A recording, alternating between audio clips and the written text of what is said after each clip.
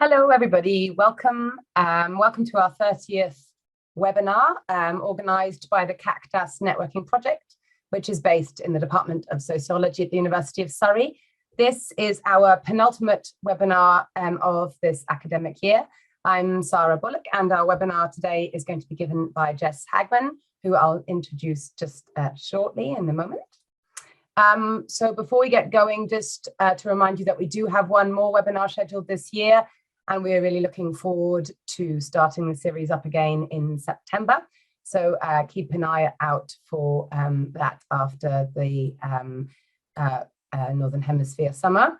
So we are also continuing our training program, whilst that will round up for the summer holidays as well. Here there are a number of training courses that we are running, so please do have a look at the website for that.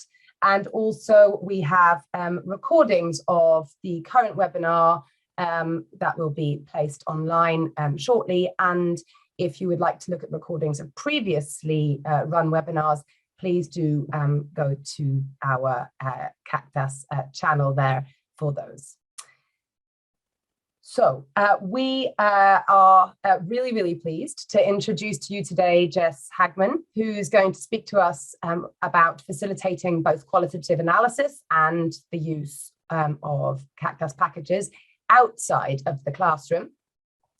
Jess works at the University of Illinois Urbana-Champaign, where she teaches workshops and courses on CAQDAS use, but she's also the Social Sciences Research Librarian there. And across her work, Jess is passionate about supporting qualitative researchers across disciplines, working to develop academic, library, and campus-wide infrastructure.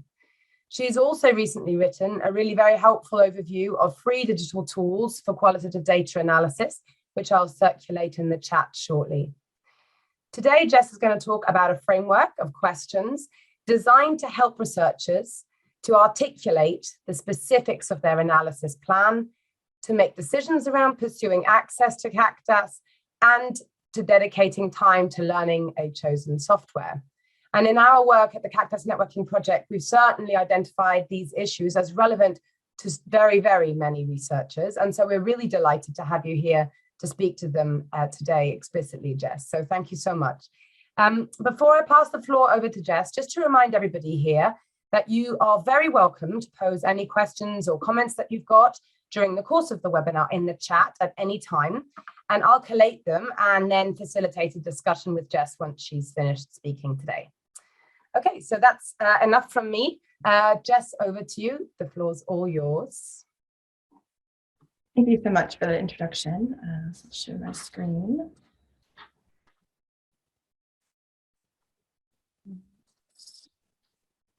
Hopefully you're now seeing the slides. Okay, great. Thank you so much. So I really appreciate the opportunity to be here today. As you heard in my introduction, I have a variety of hats in my job as a social sciences research librarian. But if I'm being honest, my favorite is really to work with qualitative researchers. And I'm really fortunate to work in a library where we have the opportunity to be involved deeply in the research process, both in helping our library patrons work to locate existing information, but also really to be involved in the research process. And I will talk a little bit more about how I've done that and as we move forward. Okay, so I did want to give you just an overview of how I plan to talk about the topic today. I'd like to start with a brief introduction of myself and also to see who is here and kind of what brings you here today.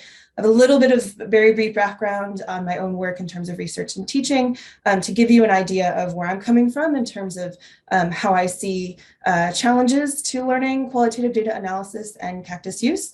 And then the question-based framework for engaging with qualitative researchers, which is a very librarian sort of thing to do. And I'll talk more about that and the kind of types of questions that I have found really useful.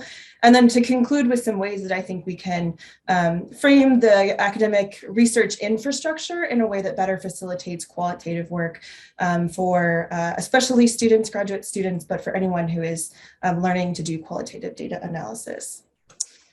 So as I said, I'd really like to know of those of you who are here, I'm just going to open the chat up for this one time, but I'd really love to know what brings you to this conversation, whether you are a qualitative researcher, an instructor, maybe you also are kind of an outside of the classroom sort of position, or perhaps some combination of the above. I know many of you will also be wearing many hats. So if you wouldn't mind popping into the chat, kind of what brought you here, what role you play, anything that might help to kind of understand where we connect in our roles. I'll give you a moment to do that. Teaching methods. Okay, great. Thank you.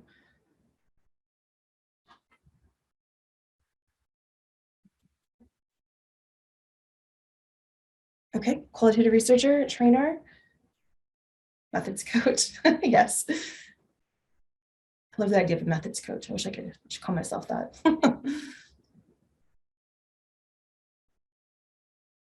Okay, qualitative research for a senior thesis. Great. Awesome, great. So it looks like we have a mix of those of you who are engaged in qualitative research as well as teaching in various settings.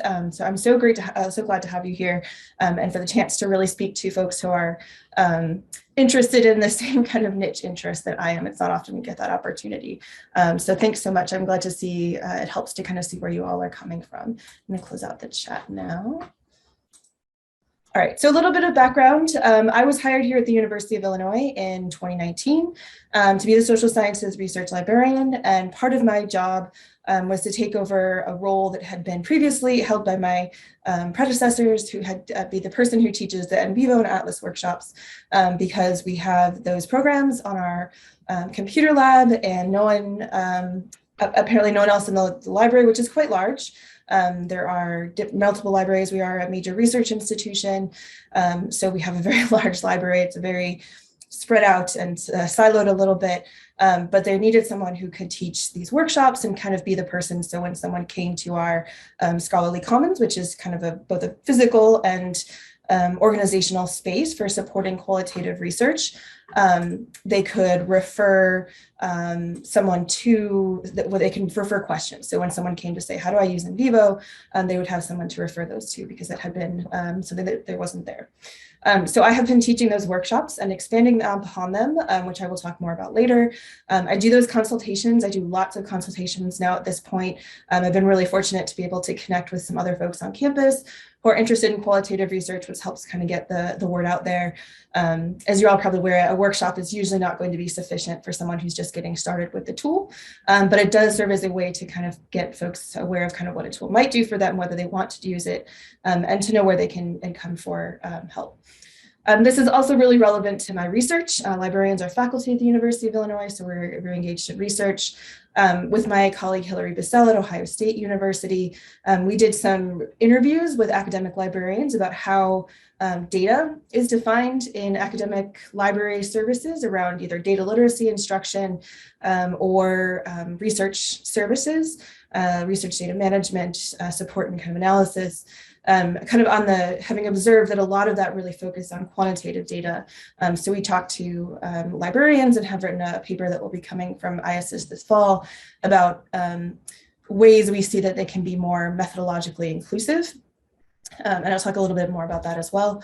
I'm currently analyzing a series of 19 interviews with qualitative researchers about how they've learned to conduct qualitative research and to use technology or not, because many people don't. I often find that I am subject to confessions about people who say that they tried NVivo and it was just didn't work. They didn't like it, or not just NVivo, but some other tool. NVivo tends to be a popular one here, but and it just didn't work, or they really like to use paper and pen to mark up their data in like a physical format, and they often feel a little bit embarrassed about that. So that is a paper I'm working on now. And then also I've been working with a graduate student to really look at our peer institutions to see what they're doing in terms of kind of concrete infrastructure, whether they offer software licenses or workshops, or what kind of things that they do, both so that we can inform our own work here at the University of Illinois, and also to kind of talk more about kind of what this looks like to actually support qualitative research, because it's not always as well supported as other types of work, in my opinion. And so we're looking for kind of data to kind of round that out, or to understand better about what that looks like. I imagine many of you are familiar with these challenges, so I won't belabor them, but based on my experiences teaching workshops, and I neglected to mention that I also taught, I've taught for 2 semesters, I co-taught a course in our educational psychology department. It's a special topics course that is it's on the use of software for qualitative data analysis and education in the social sciences, a graduate course with Professor Rodney Hobson, which of course is a classroom setting, but has been really useful in getting a chance to really work with students over the course of a semester, where they work with their own data. We use to get and then CAQDA to really talk about strategies for qualitative data analysis. And it's a really great way to kind of get into conversation of those bigger issues related to qualitative analysis. It's relatively easy to teach someone, to click on a tool and to use it, but to really conceptualize what you would do with the data for your particular research project is very challenging. And so it's very rewarding to have a chance to talk about that for a full semester. But I have been trying to take the lessons from that and translate those into outside the classroom settings as well. And so you may have experienced this often, the kind of infrastructure for qualitative research, all kinds of research, but I think especially qualitative research is very dispersed across campuses. It's very uneven. So there's some studies from librarians who have looked for information on libraries about what kind of software they offer, what kind of support is available for qualitative research. It's very difficult to find. Often you have to know the name of a software program. So if you've never heard of NVivo or CAQDA or Atlas or anything like that, you almost need to know it before you can find information on library websites. And of course, Christian Schmieder, who I believe has done a presentation in this series as well, has written about the idea of recognizing the kind of ecology of kind of campus facilitation of qualitative research, both in a classroom, but then in other kind of contexts, and to recognize that to be most effective, we need to disperse that opportunity, that research support across settings, because it's never really going to be sufficient to just have a workshop, even a really long workshop, or many courses don't necessarily get to the point of doing in-depth research using technology, in my experience talking to folks. So it can be tricky to see what is available in terms of infrastructure for qualitative work. Sometimes you need to know more, until you know what you don't know, it can be difficult to find based on my conversations with people and some of the existing research. I find that the disciplinary context and departmental context can be challenging for some people, especially graduate students. Again, you're all probably aware, there's often not a lot of detail on how qualitative processes are conducted in published work, so it's difficult to see how someone actually did the work of qualitative data analysis, whether that's because it's difficult to communicate, or the journal is not interested in publishing that level of detail, or whatever that may be. So it's often difficult for students, especially, to find models that kind of give them that work. I often find that sometimes in my consultations with graduate students, they're working with advisors or committee members who are either not familiar with qualitative analysis or the tools that you would use. And so it's kind of a hands-off approach where they tell the student, do what you need to do. I'm here to talk about kind of big picture things, but they don't offer guidance on using a particular software, or even kind of the strategies of analysis, like this is how you would code this way, or use a retrieval strategy that way. And sometimes there can even be a bit of hostility towards qualitative work in disciplinary contexts, or just kind of differing definitions about what qualitative work would be. I've run into a couple of students who had committee members who, after the work had been done, had really different ideas about what makes for good qualitative work. They wanted to see inter-rater reliability, which in a case that didn't really make sense for their methodology. And so the student had to kind of go back and adapt their methodology. And so sometimes they need to kind of decide whether they're going to push back against those kind of disciplinary ideas of what qualitative research is, whether you should use software. I've seen both people talk about how their discipline sees CAQDAS as making qualitative research both more scientific, because it offers kind of quantification and separates the user from the kind of analysis for folks who are coming from more of a positivist or post-positivist paradigm, But then also, of course, there's people who see that that is bad, that's not good, that you should not be removed from the data. And so they discourage their students from using software. So it really runs the gamut in terms of what kind of support a student or a new qualitative researcher can find in their discipline or their department or whatever their campus unit is in terms of how to do qualitative research. And then another important thing, of course, access is so much more than just beyond licensing.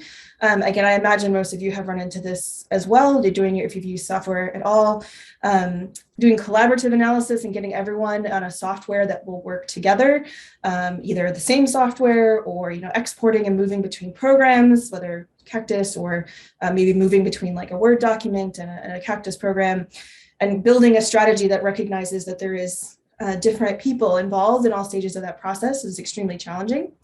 Access varies over time. Many students, they may get access through working with a professor in a class or on a research project with a professor or faculty member, but that doesn't last into their dissertation. And so maybe they need to buy a license or figure out some way, a free tool that will work, or to use a campus lab or something. They have to kind of figure out how to get access.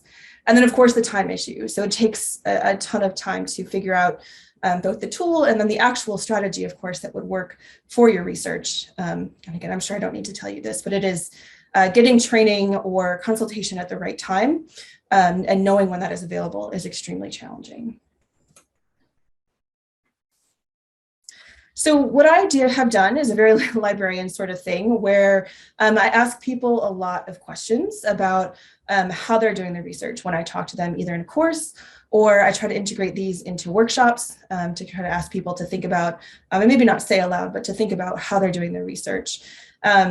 It is a very librarian thing. I don't know if you've ever been to a library and asked a question at the desk or online. You may find that the person who's working there is very likely to ask you a lot of questions about what you're actually researching, what you're looking for, because the way that a question is framed is often not enough information for us to give a good answer about where you might find relevant information or find the tools that you need to do your research. So we even have in the discipline of library and information science a whole thing called a reference interview, which is basically just asking people questions to try to understand what it is that they're looking for, where they're coming from, kind of disciplinary wise, or what kind of research they're doing, what kind of project they're looking for, what kind of resources, type of resources they need. And so this is kind of naturally how I gravitate to working with qualitative researchers. I divide these into 4 categories around goals, ethics, audiences, and resources, although they are, of course, extremely interconnected. One often leads to another. This is just kind of a way that I try to kind of think about addressing kind of the different aspects of it. These are not in a particular order. Goals kind of does make sense to go first, but all of these questions are likely to come up in any sort of in-depth conversation about someone's research and what they're doing. So in terms of goals, I think logically we could just, maybe think we could ask someone like, what are your research questions, what methodology you're using, and that should be kind of tell us what they're doing. But I often find that methodology, identifying a methodology is much, even having identified a methodology that you're using, doesn't necessarily make clear what you're doing. So it can help figure out kind of what the process ideally will be, but it's not going to be sufficient to kind of understand what we should do with that data. And then also in terms of research questions, I think these are at various levels. Of course, you have kind of your big research questions that you're usually interested in, kind of big goals that you want to work toward. But often I think it's helpful in terms of analysis to think of kind of smaller questions, maybe not even that you would write about, but things about the data. So what, kind of related to this 4th item here about what do you actually need to do with the data to get answers to your research questions. Again, this seems fairly obvious, but I don't know that people always have an opportunity to think through their research in this way. And I sometimes will talk about small questions. So something like, do you need to know what this thing looks like versus this thing, and therefore, okay, so how would we code that to compare those two groups? If that's something that's important to your bigger research question, let's focus on the smaller questions. So breaking those down can be sometimes helpful, especially someone who has a lot of data, not sure exactly how they want to work with it. It can be extremely stressful to feel like you're not doing the right thing, especially depending on your disciplinary or departmental background. One thing I found that's really helpful is to ask people to say, well, like, what does it look like to answer this question? So that'd be this third one here, like the format of a question, because there's not, this obviously comes from a methodology, but it's not always a straight line. So asking something like, are you anticipating reporting themes or a narrative, or are you going to need a count of things, something for like a content analysis? So this also, I think, helps identify like what would we do with the data, and I always am trying to be clear that I'm not asking that you are assuming that you know the answer to your research question. This is not meant to be just the confirmation process, but it is helpful to have some idea of what that might look like, so that we can kind of backtrack and figure out what that looks like in terms of analyzing the data, and then of course where you want to share your work, understanding whether this is a dissertation project versus someone who's like yesterday, I talked to someone who was getting back to dissertation data, but they were writing about it in a different way for publication in their field. So it's very, they're approaching it in sort of a different way, at a different scale and smaller questions. So thinking about where the multiple places that someone is likely to share their work, recognizing that there are probably multiple places where that will be going, can be really helpful. This one is maybe a little bit less obvious, and I feel a little bit like maybe this isn't necessarily where people, a conversation someone expects to have with a librarian, but I think it is so important and is, again, something that is not always brought up at this stage of analysis. Maybe it's brought up in terms of data collection, but of course it is relevant to the analysis process as well. So for those people who do have participants thinking about how they'll use, what do the participants expect about how you use and share the data. Of course, ideally in the US, we have the IRB requirements, and those should, when you wrote those up and got that approved, there should be some description of what you're going to do with the data and your relationship with participants. But that ethical relationship or your beliefs about that relationship, of course, go beyond the IRB. So sometimes it is helpful to have a little conversation about, what is the ethical thing to do with this data? At what level do you need to anonymize it? How many people, based on how many people, will you be sharing your data? There is in many fields a drive to share data so that people can make secondary use of that data, but kind of what are the permissions involved there? And is kind of technical permission the same as an ethical understanding of, do people know that you'll be sharing their data anonymized, probably with other researchers who could use it in an entirely different way. So this can be a really good thing to bring up, especially for people working with kind of vulnerable or marginalized populations. And also, and this was mostly come up in my class, not so much in conversation, but for some people who are doing very research where there is potential for harm, it is helpful to think about how, what is our analysis? How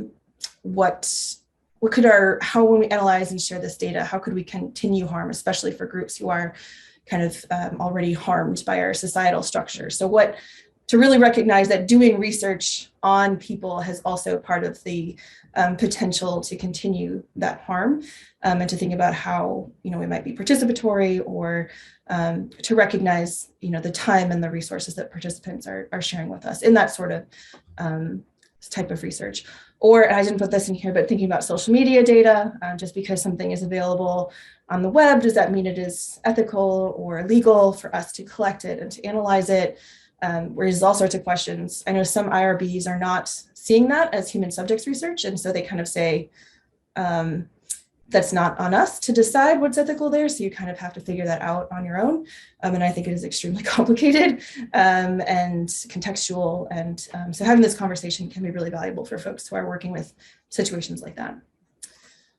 Audiences, of course, related to your goals, you'll want to know who will be reading and reviewing your work, and really thinking about what they see as rigorous qualitative research, or potentially whether they're going to see qualitative research or a particular methodology as an appropriate way to answer the research question, and kind of recognizing in advance when you might need to push back against a critique or a belief that this is not the way to conduct the research. And of course, you can't anticipate all critique, but I think it is very, very useful at the analysis stage to kind of imagine what readers will expect. And I always encourage students, graduate students especially, to look at a target journal to see in terms of how the methodology is framed, how much detail, what kind of, do they talk about their standpoint or do they talk about the tool they use, just to get some examples of what that looks like, recognizing that that is a final version and that the reader or the current researcher may decide to do it slightly differently, but still kind of within that framework. So really anticipating the reader's audience's beliefs about what makes for good research. What are they expecting in terms of detail about how research is reported, how you describe that process. And of course, this generally leads itself to, you should always take good notes. I always recommend people take excess note and detail because it's much easier to have a lot of detail than it is to not have enough and to have to go back and kind of reconstruct that. Seems like fairly often I encourage people to have more detail than they really need, but it's much easier to kind of backtrack from that than any other way, I think.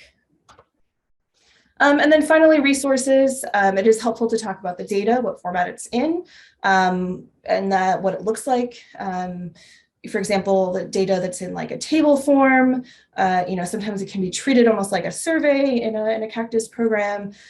So just having that conversation about the scale of the data, whether you need to maybe transcribe it or translate it into some other format, can be helpful in terms of figuring out what to do next when someone has a lot of data. Where is your data stored? Is there a long-term storage solution there? Here at the University of Illinois, we have a data storage program where they will guarantee that your data is safe for 5 years at least, but not every university, of course, has access to that. So it's important to think about that if you are going to need your data beyond this one project. Where will that be? Where is it safe? Where is it protected in line with your ethical considerations, your IRB, and to really think about that. And then, of course, licensing for software. And we've talked about a little bit already about how complicated this can be, especially with collaborative work. And whether all of your colleagues or collaborators have the same software, or you can kind of pull together some sort of approach that will work for all of you in the time frame that you have allotted. Because sometimes it's just this needs to get done very quickly, in which case we go for like a simpler tool that maybe is not as, if you had time to learn a more complex tool, maybe we could do different things with the tool. We could use different strategies that are more complex, but if there's a short time frame, then we would need to just go for a simpler sort of approach and not spend too much time learning a new tool. So those are kind of the four types of questions that I like to think about, and then I'm trying to integrate these into infrastructure for qualitative research and some kind of general things that I have tried to do or have talked to other librarians or other campus infrastructure providers would be to reconsider language about what defines data. In my study with Hilary Bissell, we found that most librarians we talked to, and also looking at websites, data is often associated with numerical data, big data, which of course could be qualitative, but it's a fairly narrow definition. And I think sometimes potentially people might not think that there are resources available for them as a qualitative researcher because their data is not the same as what they're seeing presented in the website for a service. If you offer statistical consulting, but there's nothing there about using a software or you're developing a strategy for qualitative data analysis, you may not recognize that there's that there, and it may not be there, but it needs to be talked about in a way that is clear to what the researcher can get from that organization. Opportunities for kind of low-key connection and sharing, I think, are very valuable. Just chances for people to talk to each other, especially in disciplines where qualitative research is less common. I've seen that some people feel a little bit out in left field, They don't have kind of that scholarly community around their methodology. And so opportunities to kind of come together and just talk to people, hear how other people do research, both kind of foster potential future collaboration, but also just are important for understanding that there are other people and getting new ideas and things like that.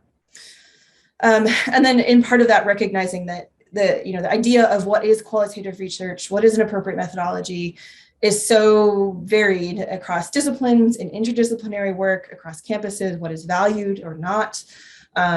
So kind of recognizing that there are a lot of emotions for people.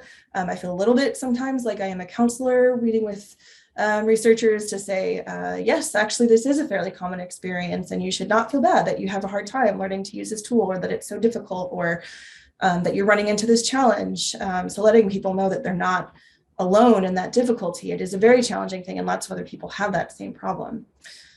A big one for me has been to focus on strategies for analysis more than tools. I still offer tool-specific workshops, but try to spend more time talking big picture about what are we working with the data, and I'll talk more about that in a moment.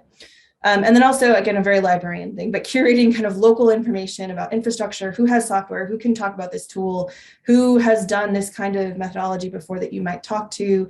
And then also knowing about free and open source tools that are available for researchers, because there are just cases where either the more complex tools are too complex, too difficult to learn, or they just don't have access to them.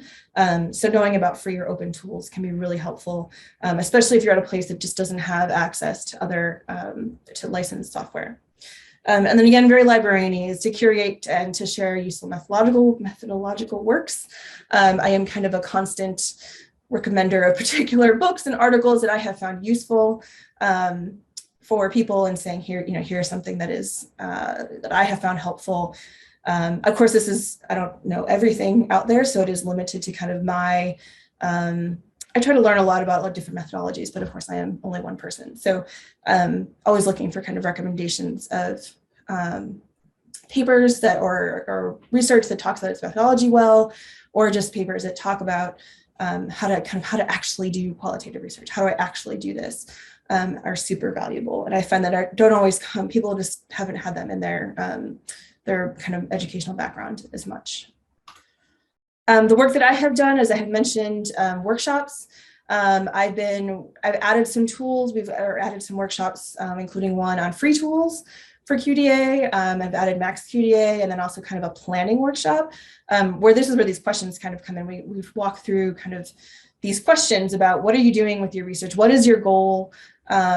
What does qualitative mean in this context? It can mean very different things. Sometimes it's just, unstructured data. Sometimes it's much more of an interpretive approach, and how you would think about those are very different. So encouraging people to really articulate, what is my project? What are my goals? What resources do I have? Who is this research for? Do I have multiple audiences? And then kind of walking back to okay, well, what kind of analysis would we do in that case?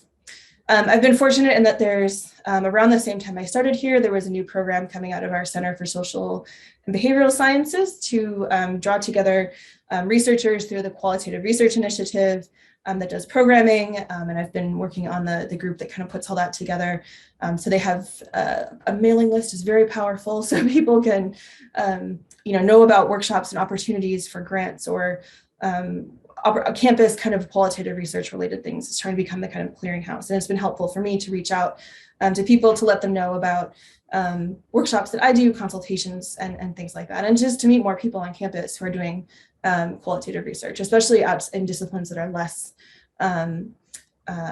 likely to have qualitative researchers, like the business people. And I've talked to some architecture folks recently, and that's always very interesting to see those examples outside of the fields that I work with more often, like education or social sciences. And then again, sharing resources that I find really valuable. I have a research guide where I have been just kind of compiling both published works as well as videos that people have put out there, or recordings of my own workshops, trying to turn that into a resource, recognizing that someone will not always have the opportunity to come to a workshop or to meet with me individually. I have lots more ideas. It's just, of course, finding the time to put them into practice. I would like to bring together opportunities for people to really talk about their research processes more often. and to talk about non-CAQDAS tools, like how people use Word documents or spreadsheets for analysis, because I know sometimes that is just what works for people, or even if they'd like to use a CAQDAS tool, maybe someone they're working with is not going to use it. So of course you can still do analysis that way, and to see examples is hugely valuable. Some more longer term learning opportunities for people. I do an hour-long workshops, which is really not sufficient, whether that's some sort of retreat or an online community where people can share questions and connect with each other. Or possibly looking at specific kinds of data. And all of these, I think I would need to bring in other folks who have more experience doing these different kinds of work. So maybe workshops that would focus on, analyzing video data or survey data or something like that. Continuing to build our research guide that I'm working on with resources. And again, I'm always looking for recommendations. We really value those. More targeted outreach. The workshops that I do are through our Savvy Researcher workshop series, which are really broadly shared across campus. But I think this fall semester, I'm going to do some targeted in-building outreach with posters with just the qualitative workshops, trying to really identify those researchers and connect with them. And also reaching out to faculty who are either supervising dissertations or who have graduate students working with them, and my own research, talking to people who learn qualitative research. Very often their most valuable experience has been kind of a work experience where they're doing collaborative research with someone. So figuring out how to let faculty know who don't maybe need this instruction themselves, but to refer graduate students. And then the biggest goal will be to work towards some sort of campus-wide licensing for at least one. I left out the one there, CAQDAS program.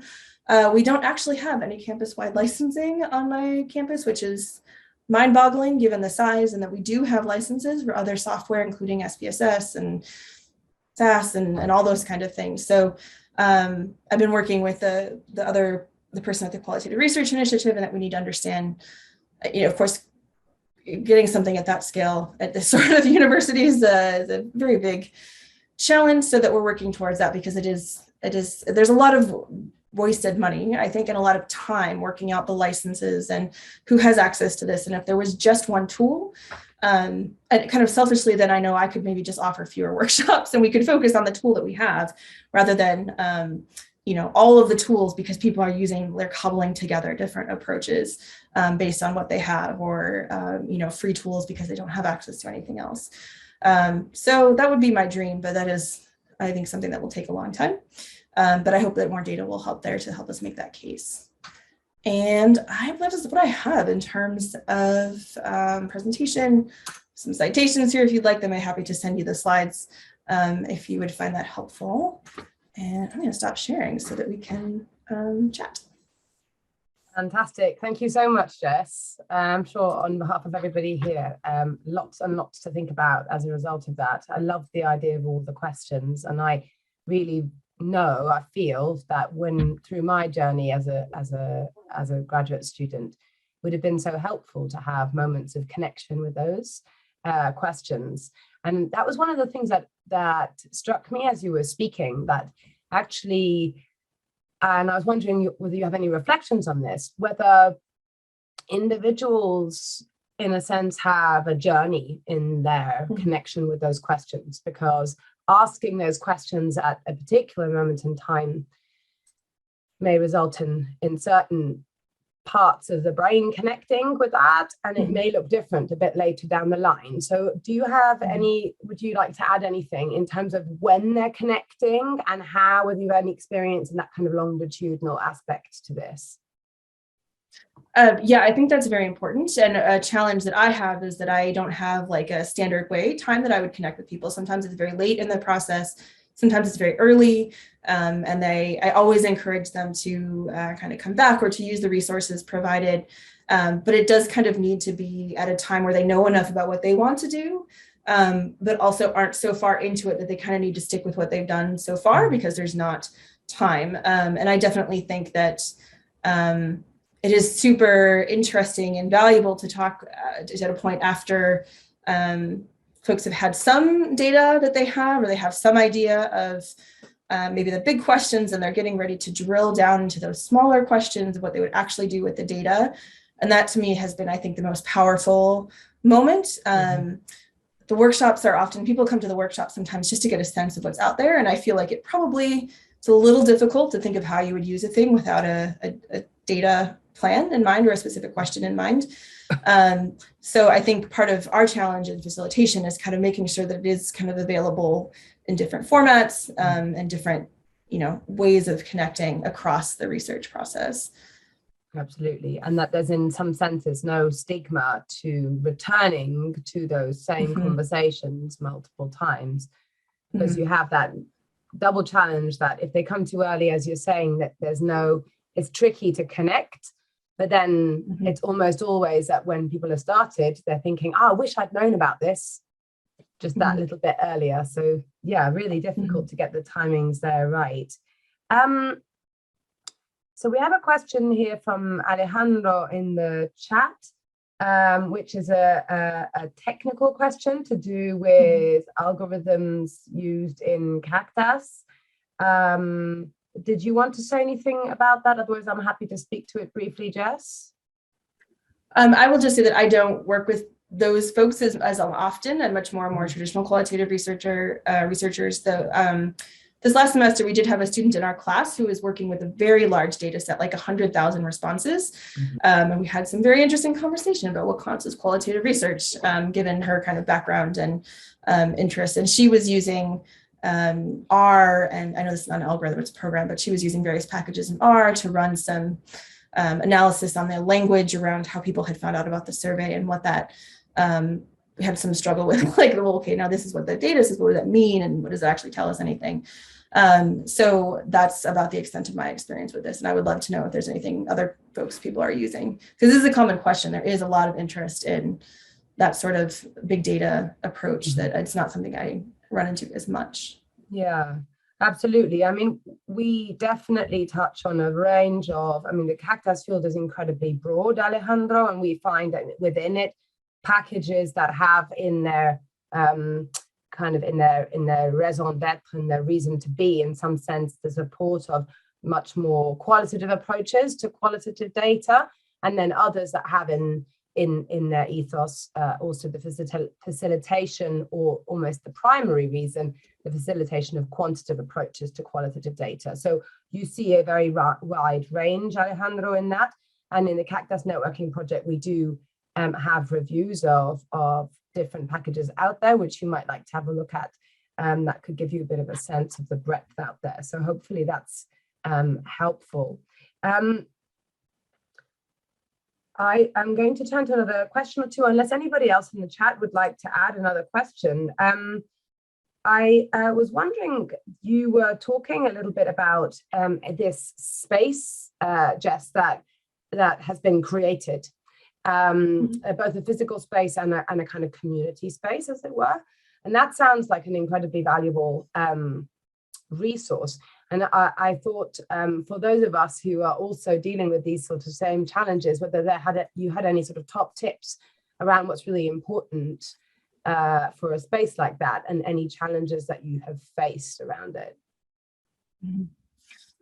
I think being very intentionally inclusive in language around what is qualitative, like we see this question about machine learning and algorithms, and it's very different than someone who's using, interview data or something that they're analyzing for themes. So I think to me that is qualitative is very much a catch-all, but I don't know that all people always identify themselves necessarily as a qualitative researcher, even if they are doing kind of some sort of qualitative work. So I would say both being very kind of intentional in the opportunities that they are on a wide range of kind of approaches and tools, but also probably targeted outreach to places that are less likely. So I didn't really realize there were people in our business school who were doing qualitative research until we had an event, a panel about teaching qualitative methods through this program, and there was a business professor. And so now, this next semester, I'm going to reach out to them and see how I can kind of reach out to that small contingent of qualitative researchers in business. So, recognizing that there's pockets of things happening, targeting, but also recognizing that the language is very different across disciplines, and trying to be inclusive of that as much as possible. And just knowing what's going on campus. I think as a librarian, I have the benefit of being kind of not so disciplinary focused. Like we have a discipline, obviously, but our kind of role is to, we know a lot about what's going on campus because we talk to so many different people. And not that other people don't, but we just kind of intentionally, I think, are very focused on what's out there. We make a lot of referrals of like, well, I can't help you with this, but this other person could. Mm-hmm. We have kind of you would never say to someone, well, I don't know, and just leave it. Our ethos is very much like, well, I don't know, but someone else surely will. And so that I think helps as well to recognize that it's probably out there. It just takes a little bit of digging. And of course, you don't have to be a librarian for that. So. Absolutely. Great. That's a really great point about it. I think word of mouth for me seems to be really important in all of this. I don't know whether you've found that you, it's almost like once you get one or two researchers, if they are sort of nodal people who connect with lots of other researchers, suddenly you get lots of people that they have suddenly spoken to who then come. And I was wondering, so all of the work that you're talking about there is really trying to set up systems that are less random in terms of how people end up finding those resources and that support, and of course that has a place. But have you had any experience trying to, in a sense, curate the word of mouth side of it, like equipping those individuals who have found you to disseminate the information? That's something I definitely need to work on. And I think what I was talking about in terms of targeted outreach, I think will help to faculty who are working with graduate students. I think that will be helpful.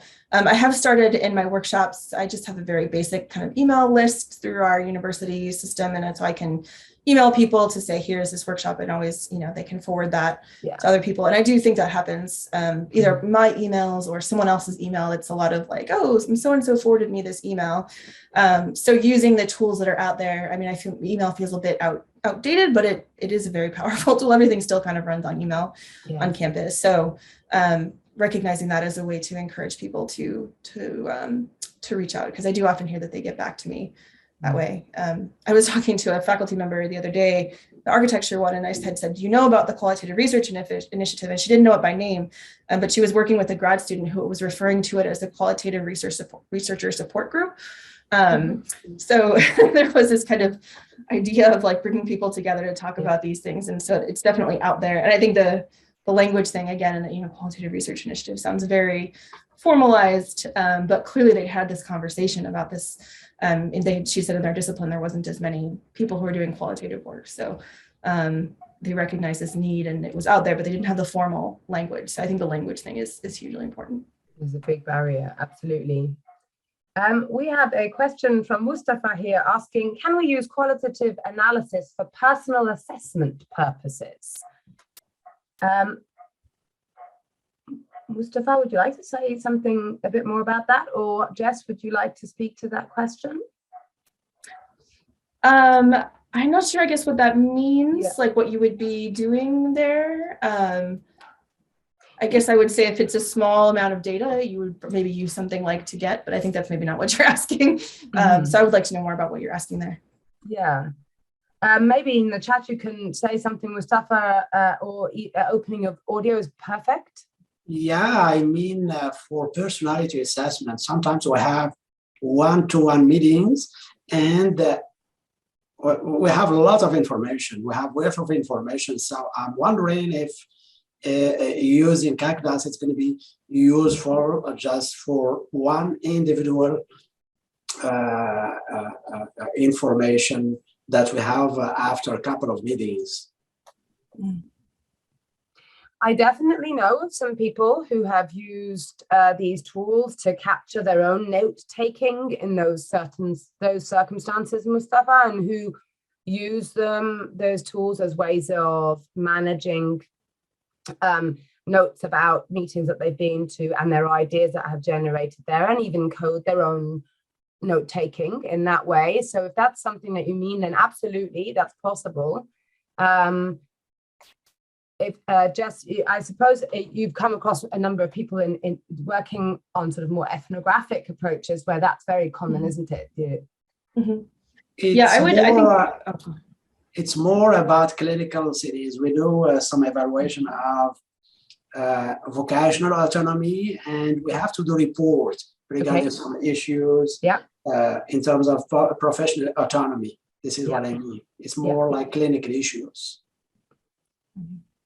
It's completely transferable in my experience. So then what you would be doing with those notes that you've taken your own notes, you would be analyzing those in a rigorous manner in order to demonstrate.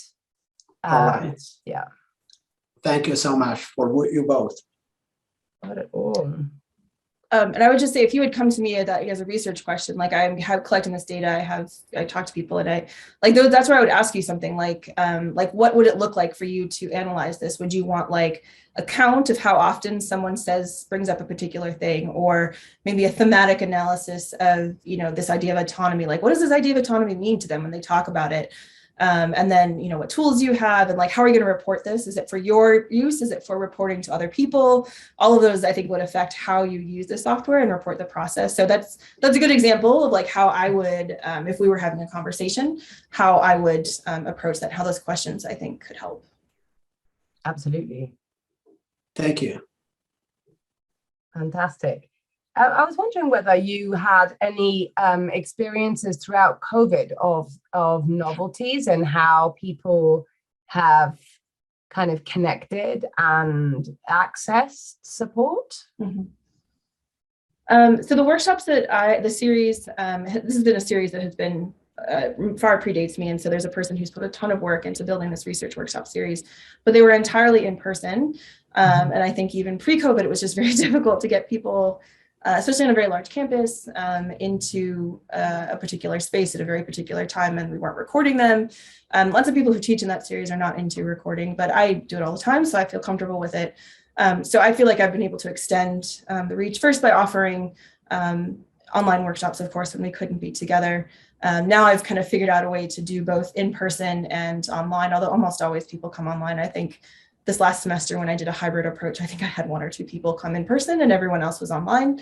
But that is also like, I'm very comfortable with that modality and many people are not. So I think in terms of other people who are teaching other things or at other campuses, I think that takes a lot of practice. And I've had the person who runs the series has been very open to whatever I want to do in terms of running things. So yeah, I think definitely during COVID has brought opportunities, having recorded workshops.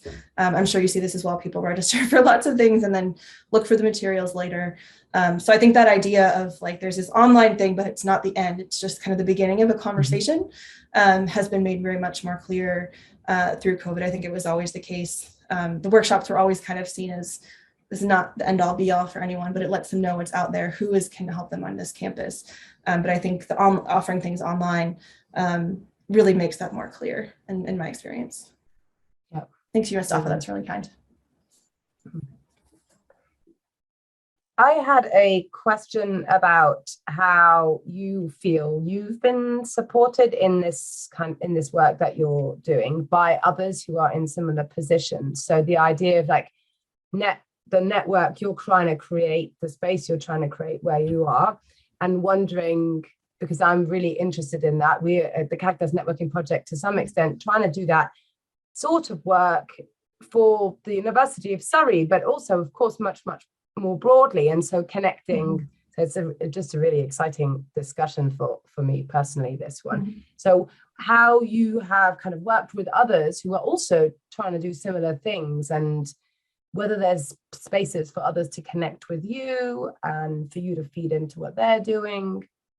So there's some librarians, mostly at larger universities, who do this kind of work.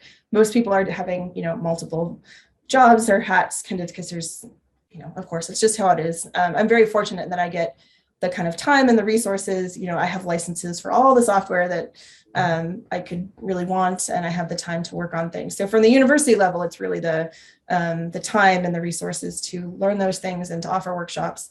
At the disciplinary level, for me, there are a few librarians who are doing this. Pre-COVID, there was a group through iAssist, which is the International Association of something data. I cannot recall at the moment, but it's people who work with data or like work with people who work with data. So they had kind of an interest group of people who are interested in qualitative research, because of course, much of that is numerical quantitative data. So I have connected with some librarians through that as well. Some of them were in our study where we talked to librarians about, kind of what this data sort of issue looks like. You can, if you search anything sort of library related in the word LibGuide, LIBGUIDE, it's the platform that we use to make websites for like how to do research. It tends to be long lists of resources, which is, for better or for worse. But so I have learned from other folks about how they support their research by looking at other guides that other campuses have put together, other librarians have put together. I would like to see us share resources better, because not every campus has someone who has the time or the training. I don't really actually have a ton of qualitative research training. I do a lot of webinars and small training programs, but neither of my graduate programs actually offered a qualitative methods course. So it's been very self-taught, which is nice in a way. I feel like I have a very broad, but not super deep knowledge about methodology for, and I'm not like tied to any one particular methodology or approach. So, but I would like to see more, librarians or other people on campus. I think sometimes this comes out of like campus IT or the research support unit. If we could, we don't need 40 workshops on in vivo or 40 in vivo videos. Having smaller things that we could share across, here's how you would analyze survey data in vivo. And I know people make those things, but identifying them or creating them and sharing them in a more robust way, I think would be hugely valuable for places, where there's just not that resources there. Yeah, absolutely. And for places to feed into in a kind of ad hoc, less, not too structured a fashion, but more in sort of a repository kind of way. Yes. Excuse me. Does anybody else want to chip in at this point? I feel like I've asked Jess a lot of things. Final question from Alejandro. Let's have a look.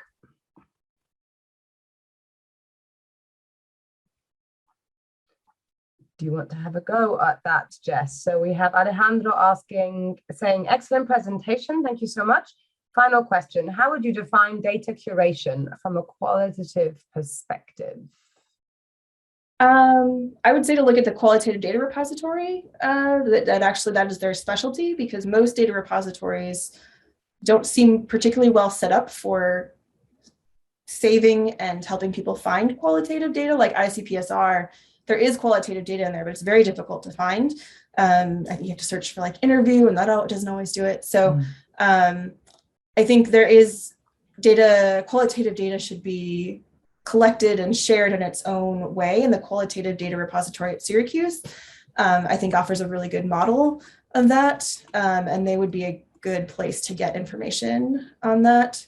As a librarian, a lot of what I'm doing is helping people find data, because we have a research data services program here that does really good work with, the technical aspects of saving data and data management plans and things like that. So thankfully, I don't have to be an expert on that. But yeah, and I think it just knowing kind of those particular things in terms of making sure the data is sufficiently anonymized.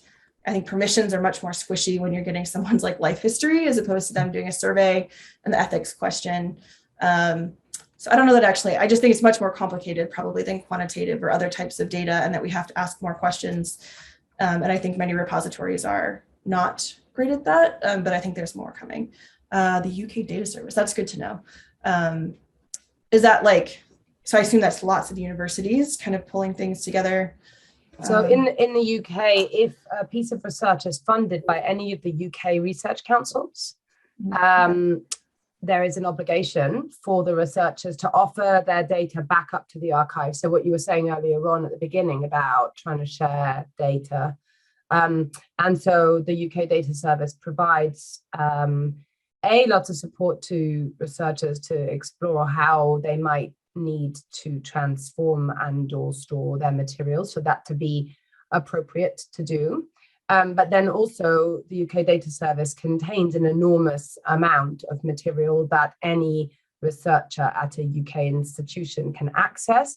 I do not know what the access is outside of the UK, so that's something that would be useful to look into, and I can have a look at that and add it into the email after we finish the webinar. But definitely going to the UK Data Service website, you will see you can search both quantitative and qualitative data sets spanning back a long time.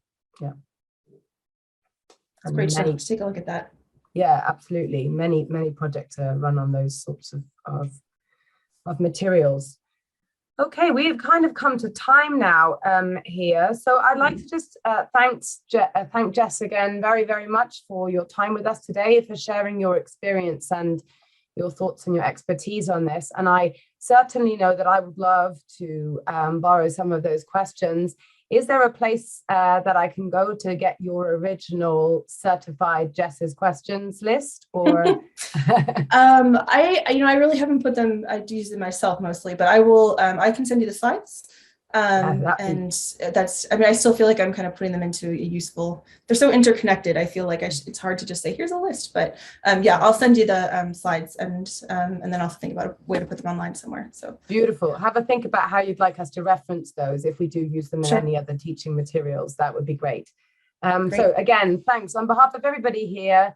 Thank you, Jess. And I would also like everybody here to say thank you to you for joining us today for a really vibrant discussion.